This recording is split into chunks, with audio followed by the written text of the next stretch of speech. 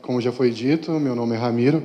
Eu sou na parte de projeto e desenvolvimento da Ideal Antenas, uma empresa que hoje a gente está bastante focado na área de micro-ondas, mas a gente já trabalha há mais de 28 anos na área de broadcast, né? Então a gente fornece produtos para as grandes emissoras de TV, como o Globo, SBT, parte de FM também.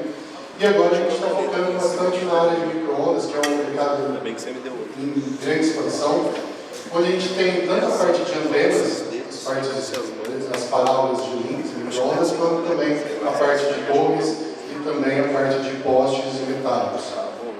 Bom, eu vou falar um pouco sobre antenas, né? Antenas como um todo, mas focando principalmente na área de parábolas de links mesmo, né? E falar um pouco na parte teórica e um pouco também na parte prática, onde a gente vai acabar chegando numa simetria legal entre as duas. Para onde que eu tenho que virar?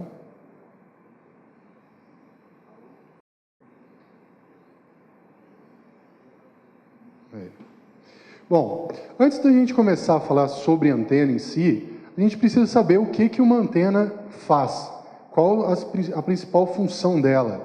A antena, o que ela é? Ela é um dispositivo que ela transforma a energia gerada pelo transmissor, ou seja, uma energia guiada, em energia irradiada o mais eficiente possível. Essa grande eficiência possível que é o que faz uma antena ser uma antena profissional, né? Porque basicamente uma antena, se a gente pegar um filamento metálico e colocar atrás da televisão, aquele pedaço de arame praticamente se transformou numa antena. Mas a máxima eficiência, a gente conseguir tirar todas as possibilidades de uma antena e chegar nisso, o melhor rendimento possível, isso faz uma antena em si. Basicamente, uma antena ela recebe uma tensão alternada gerada pelo equipamento, gera então o campo elétrico e, consequentemente, esse campo elétrico, através da alternância da tensão alternada, vai gerar o nosso campo eletromagnético, né? E esse campo eletromagnético, ele vai gerar a nossa onda eletromagnética, igual a gente está vendo aqui. O campo eletromagnético, juntamente com a onda eletromagnética que é propagada pelo campo, né? Isso vale para qualquer tipo de antena, seja ela uma parábola, um painel, uma slot, uma log periódica, uma IAG, todas elas têm por princípio essas variações de tensão alternada gerando a nossa onda eletromagnética. Bom, quando a gente fala nessa máxima eficiência possível do nosso produto, é simplesmente através do dimensionamento perfeito de uma antena. E para que a gente consiga chegar nesse dimensionamento perfeito, é simplesmente através de projeto. Nesse projeto, a gente pode simplesmente pegar um livro numa faculdade, pegar todos os cálculos, realizar todos os cálculos possíveis e chegar numa antena com uma determinada efetividade. Mas hoje, através de todos os cálculos e todos os softwares que já existem no mercado, isso facilitou absurdamente, né? Isso aí a gente vai falar um pouco pela frente. E através desse dimensionamento, a gente vai medir essa antena em características elétricas e também características mecânicas. Bom, em relação a uma parábola, a gente tem algumas características que são extremamente importantes. Dentre essas, a frequência de operação, a largura de banda, a impedância, polarização, isolação de polarização cruzada, o diagrama de radiação e o ganho. Todos esses são extremamente importantes. Se a gente não pensar em todos como cada um separado, a gente pode ter problema no nosso enlace, né? E esse problema pode ser agravado hoje ou pode ser futuramente também, né? Quando a gente quiser ampliar o nosso enlace ou coisas parecidas. E em relação às características mecânicas, são basicamente a mecânica dessa antena, como que ela é feita para que ela tenha o melhor rendimento possível, em relação à instalação, em relação à fixação dela na torre. Dentre essas, a gente pode considerar o peso, que a antena tem que ser leve, não pode ser aquele troço grotesco, aquele troço muito robusto, às vezes uma robustez demais, em vez de ajudar, às vezes acaba atrapalhando. Ajuste de elevação e azimuth, que são características extremamente importantes, a resistência ao vento material do refletor e também da chapa lateral. Muita gente utiliza muito na chapa lateral materiais plásticos. Por mais que se coloque um absorver nesse material, não é a mesma coisa. A chapa de alumínio ou uma chapa de metal mesmo lateralmente, ela acaba tendo um rendimento superior no enlace, ou seja, ela diminui os lóbulos e, consequentemente, diminui interferências e todas as possibilidades que possam ter. A parte de pintura, que a pintura não é simplesmente para deixar a antena bonita. A pintura é um material que é utilizado para proteção como que eu posso dizer? Contra interferências de campo, ou seja, chuva, para desinabrar o material e todos esses tipos de características. A pintura ela é tão importante quanto qualquer outra característica que a antena possa ter. A facilidade de instalação e a parte de vedação, que é uma das principais características. Ninguém quer colocar uma antena lá, depois de um ano, você vai abrir a antena, ela está cheia de água, ela está zinabrada por dentro, ela comeu material ou alguma característica dessa. Bom, a gente vai falar bastante das características elétricas dessas antenas. Bom, primeiramente, em relação à frequência. A frequência a gente sabe, bom, é 6 GB, 7 GB, 8 GB, 10 GB, ou seja, é a faixa de frequência que a antena ela foi melhor projetada para trabalhar, né? Só que ao mesmo tempo que ela é a frequência mais efetiva para a antena, cada frequência tem as suas características elétrica e, consequentemente, de rendimento também. Igual, se a gente for considerar que eu coloquei um espectro de 1 GB até 40 GB, a gente considera, então, que quanto maior a frequência, maior a taxa de transferência que eu vou poder passar, ou seja, o meu rádio consegue passar uma taxa maior, né? Isso, claro, vai depender do fabricante do rádio e algumas características que vão depender diretamente do rádio. Mas, normalmente, quanto maior a frequência que se trabalha, maior vai ser a taxa de passagem, ou seja, maior a banda que a gente vai poder trabalhar. Em relação às dimensões dessa antena, normalmente, enlaces em frequências mais baixas são antenas maiores, porque se necessita de enlaces maiores também. Hoje, uma das antenas que a gente está trabalhando, que acabou de ser homologada até, é as antenas de 2 GB, de grades até. Ela pega de 1.425 até 2.300. Ela pega a banda de 1.5 e de 2 GB. São antenas grandes, que vai de 1,20 m a menor até 4 metros de diâmetro a maior. Ou seja, são antenas para fazer enlaces aí de 50, 100 quilômetros de distância. São enlaces bastante interessantes. E também, em relação à distância dos enlaces, igual eu já falei, quanto menor a frequência, maior vai ser o enlace. Igual, hoje mesmo a gente estava conversando com um cliente potencial nosso, que eles estão necessitando de parábolas em 38 GB. Ou seja, são enlaces muito pequenos, de praticamente um quarteirão, né, que você tem que jogar de um poste para o outro em 38 GB, só que antenas pequenas, só que o enlace também vai ser pequeno. E também em relação à suscetibilidade, em relação a fatores climáticos, quanto maior a frequência, maior vai ser a interferência. Isso em relação à umidade do tempo, em relação a chuvas e todas as outras características que possam se ter, né? Em relação à largura de banda, basicamente as características da frequência, só que ela vai definir em qual largura, em qual banda que eu vou poder trabalhar efetivamente. Igual, na hora que eu falo uma antena de 8 GB, beleza, é uma antena de 8 GB, só que eu tenho que especificar qual que é a largura dessa banda que eu vou poder trabalhar. Igual, normalmente é uma antena que vai de 7.1 a 8.5. Se a gente for pegar as antenas de 7 GB, normalmente elas vão de 6.4 a 7.1. Mas, igual, quando a gente trabalhava nessa área de micro-ondas, principalmente voltado para TVs, não se usava essa banda inteira, se usava de 7.030 a 7.410. Ou seja, se o cliente pegasse uma antena antiga de 7 GB e quisesse trabalhar na frequência baixa de 7, não iria conseguir um rendimento satisfatório, né? Então, tem que ser especificado muito certo qual que é a frequência, porque quando a gente fala a largura de banda, não é simplesmente que ela tem um rendimento, é que ela tem um ganho satisfatório, né, que é especificado cada ganho dentro do início, meio e fim da antena, e principalmente o casamento de impedância. Ou seja, que não tem um retorno da potência que eu estou gerando na minha antena. Não adianta nada eu ter ganho na antena e não ter um casamento bastante satisfatório. Ou seja, você pode ter o rendimento, só que o teu sinal acaba não sendo gerado da forma necessária. Igual a gente estava falando, a parte de casamento de impedância, ele é tão importante quanto o ganho da nossa antena. Porque igual, se eu tenho uma antena que ela está mal casada, ou seja, a impedância dela não está correta, não está 50 ohms, que é o padrão que a gente trabalha, eu vou ter problemas de acoplamento entre os acessórios que eu vou colocar. Ou vai ser um flex, ou vai ser um rádio, ou vai ser um adaptador, qualquer tipo de acessório que eu colocar, isso vai atrapalhar o meu rendimento e, consequentemente, não vou ter uma transmissão muito satisfatória. Então, esse casamento de impedância, as duas principais características que acaba atrapalhando, que é o quê?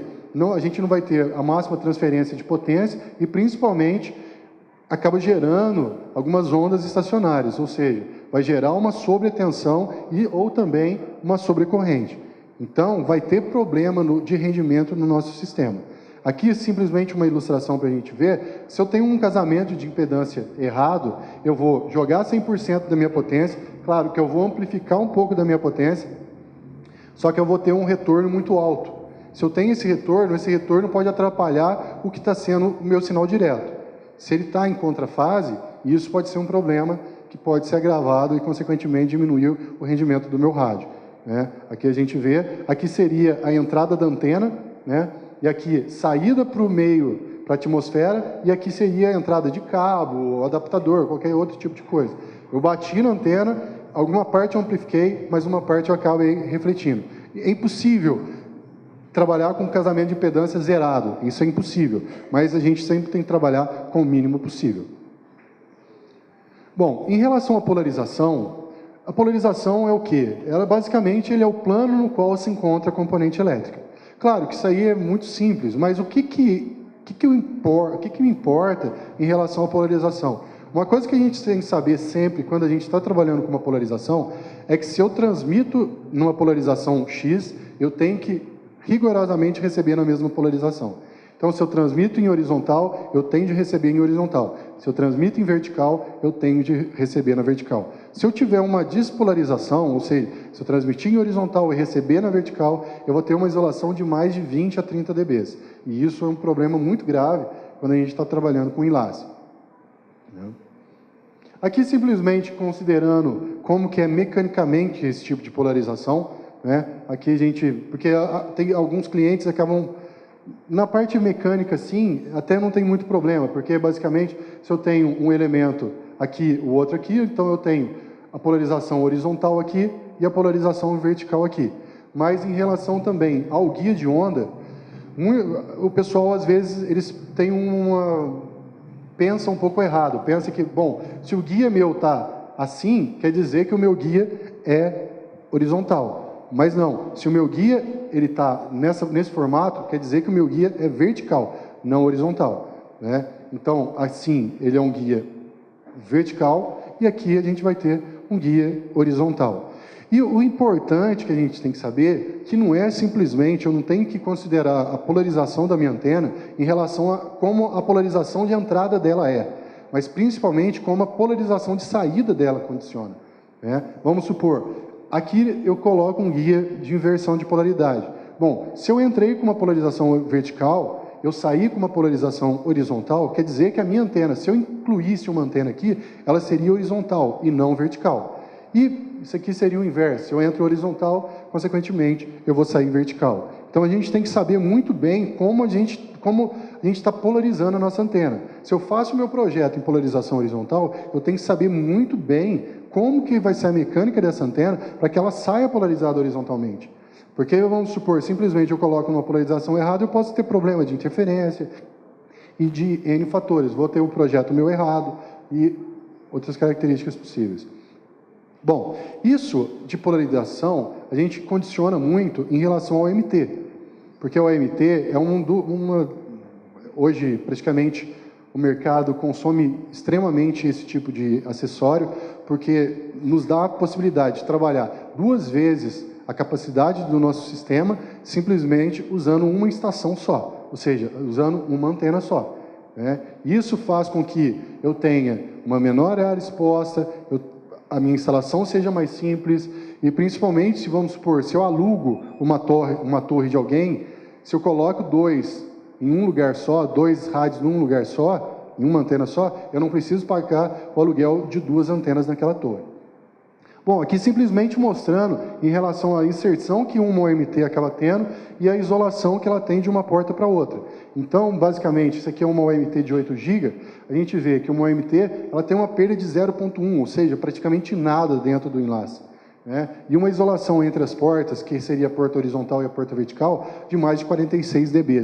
Ou seja, se eu coloco um rádio de um lado e o outro rádio de outro lado, um em cada polaridade, eu tenho uma isolação desse tamanho, ou seja, um rádio praticamente não vai ler o outro, né? Então, o OMT é um acessório que às vezes você pode trabalhar até com a mesma frequência, dentro da mesma antena, só que cada uma em uma polaridade.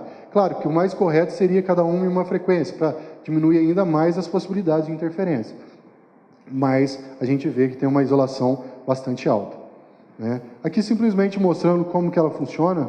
Não sei se vai... Ah, foi.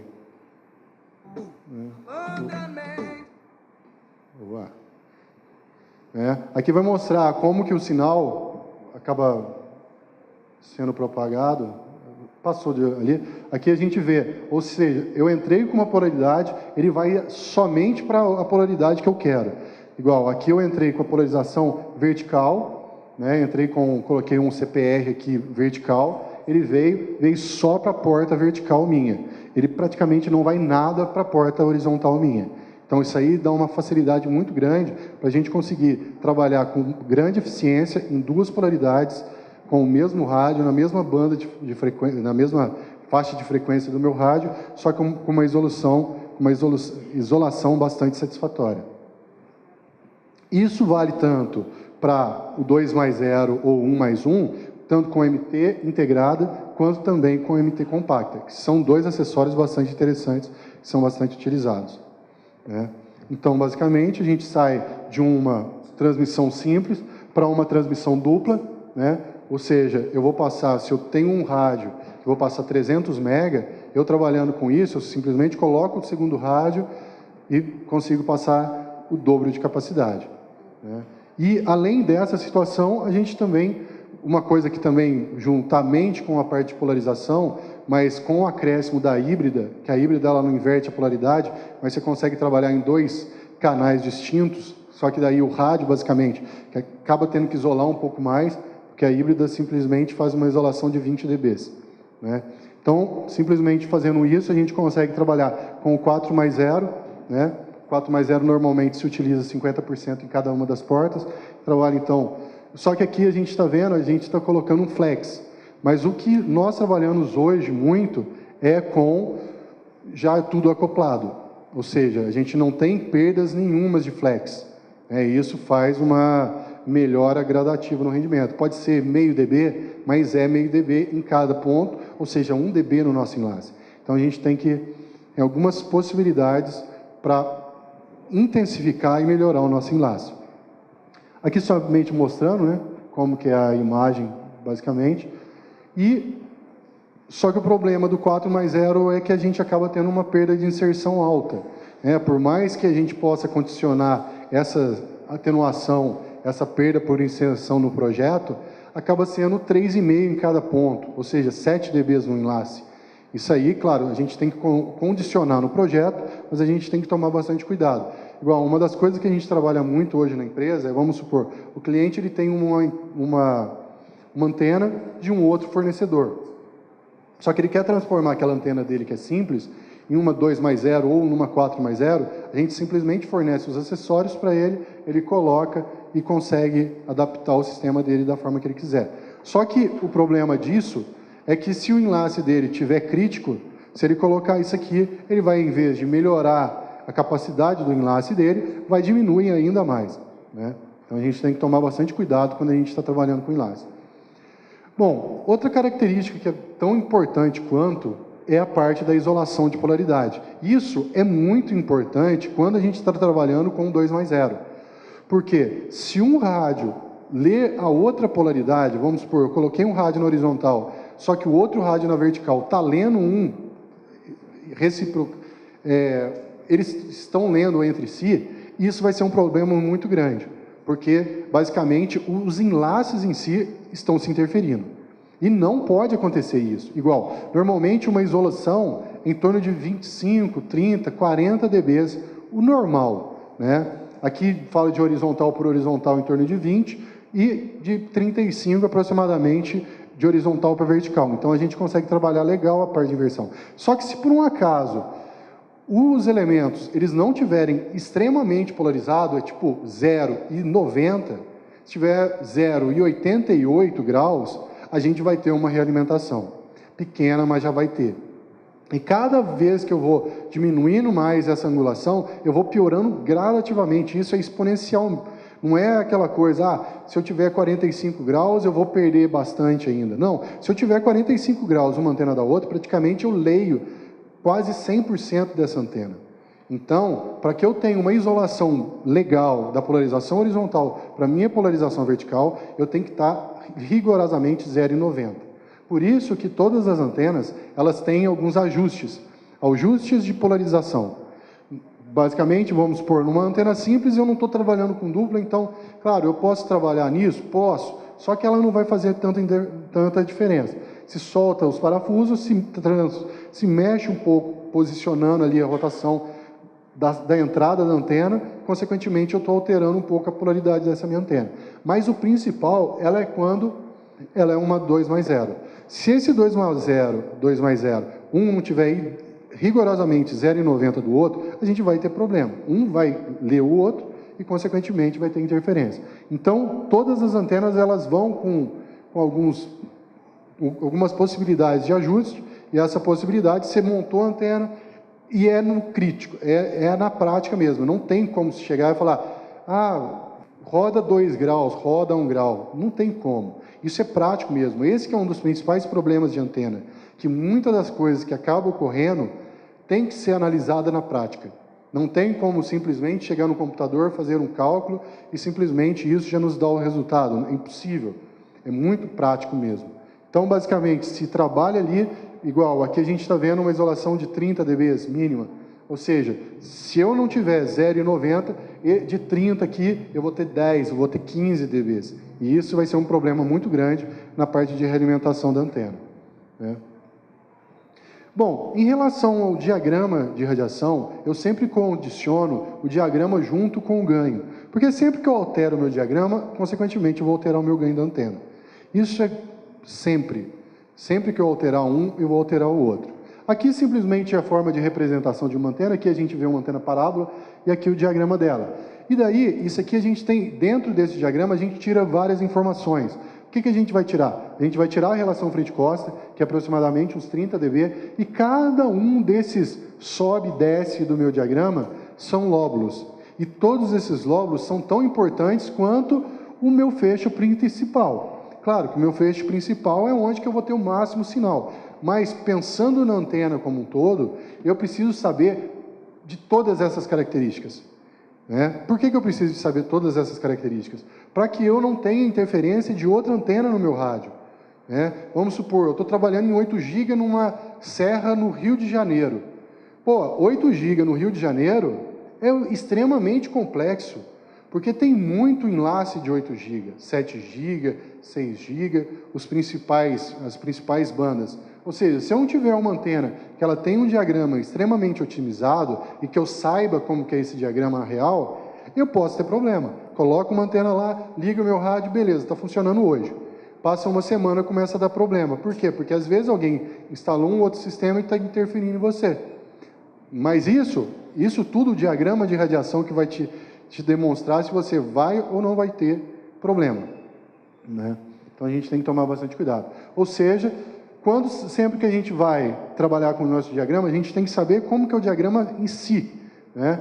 Igual, cada vez que eu aumento o meu ganho, é óbvio, eu vou diminuir o meu ângulo de minha potência, consequentemente alterar o meu diagrama. Então eu saio de uma antena, se eu vou aumentar o meu ganho, eu saio de um diagrama mais aberto para um diagrama mais fechado. Bom, simplesmente sair de um diagrama que eu tinha uma abertura alta, vamos supor, 5 graus, 4 graus, para uma antena que agora eu vou ter 1 grau, 2 graus de abertura. E isso, o que isso me condiciona?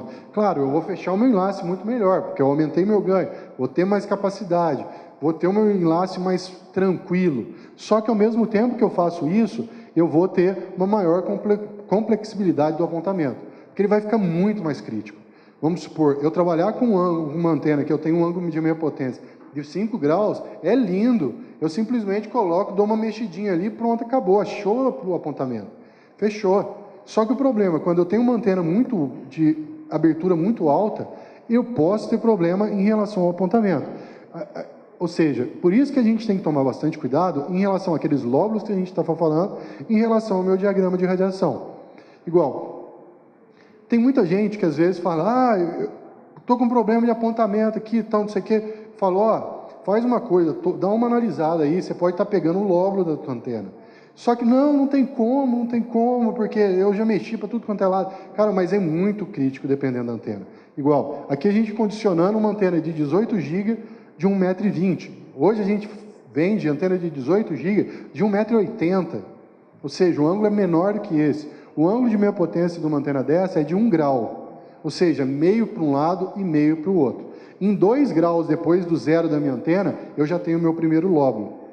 Ou seja, tem que se analisar muito bem o nosso diagrama e principalmente saber o que está fazendo. Tem muita gente em campo que não sabe o que está fazendo. Isso aí a gente vê em todos os meios, não simplesmente na área de micro-ondas, mas na área de broadcast, na área de FM, TV analógica, TV digital. Tudo isso tem muita gente que não sabe o que está fazendo, mas está lá porque não tem medo de altura. Né? Eu subo em torre, beleza, então vai lá e dá um jeito de arrumar a tua antena. Mas não é assim. Isso tem treinamento, isso tudo tem capacitação técnica. Né? Então, vamos supor, simplesmente num apontamento desse, isso está errado, ou seja, lóbulo com lóbulo. Às vezes você fala, putz, meu nível de sinal está ruim, mas simplesmente, ou o enlace às vezes está assim, ou está no ponto máximo nesse, só que na outra não está. Mas o interessante é sempre máximo com máximo. A gente tem que tomar bastante cuidado com esse diagrama de radiação, porque é igual, aqui são 2 graus. 2 graus, dependendo da situação, é simplesmente uma volta no parafuso. Né? Simplesmente uma volta que a gente dá mais no parafuso, isso aí já pode matar o nosso sistema. Então, sempre é muito utilizado a parte de análise dos resultados, que, igual aqui a gente vê um equipamento que a gente pega o multímetro, a gente liga o multímetro direto no rádio e a gente vai através da tensão. Mas, claro, isso aqui a gente consegue ver analogicamente, mas a gente tem que pensar que a gente tem que ver o prático mesmo. A pessoa que está fazendo o apontamento tem que saber o que está fazendo, porque não é simplesmente um brinquedo que você vai lá e mexe de qualquer forma. Né? Em relação à implantação, basicamente o que a gente cai nas mesmas coisas. A gente sempre tem que analisar muito bem o ponto a ponto. Não é simplesmente, eu estou vendo a minha estação. Está vendo? Mas tem outros fatores que não é simplesmente o ponto a ponto. Igual aqui, daqui até aqui, se a gente for pensar, a linha verde do nosso sistema, o cara está vendo. Só que a gente não pensa simplesmente nisso. A gente tem que pensar em uma das características que a propagação acaba gerando, que é a zona de Fresnel. Se a zona de Fresnel ela tiver obstruída, a gente vai perder rendimento do sistema. Às vezes a gente pensa, igual aqui, nessa linha vermelha seria o ponto a ponto. O cara está conseguindo ver, só que uma parte do sinal está sendo obstruído por determinado tipo de coisa. Aqui pode ser um prédio, pode ser uma casa, pode ser uma árvore e outros tipos de fatores também. Né? Aqui, igual a gente vê, ponto a ponto, o meu Fresnel está sendo gerado. Na hora que eu faço um fino mesmo, eu percebo que o meu Fresnel está sendo obstruído por um prédio, por um outro prédio aqui e, consequentemente, eu estou perdendo intensidade de sinal de recepção. E isso é muito grave, porque às vezes você pode ter a visada perfeita, só que você tem que analisar toda a propagação do meu sinal. Né? Outra parte em relação à implantação. Eu vou implantar 1 mais 1, 1 mais 0, 2 mais 0, 2 mais 2, o 4 mais 0. Né? Isso vai depender muito do projeto técnico que o cliente vai ter. A capacidade do sinal que ele vai querer, né? Ou seja, qual que vai ser a banda de passagem e também os acessórios que vão ser utilizados, como se vai ser uma OMT compacta, uma OMT integrada, uma híbrida, um acoplador híbrido, dupla polarização, um flex, CPR e todos os outros tipos de acessórios.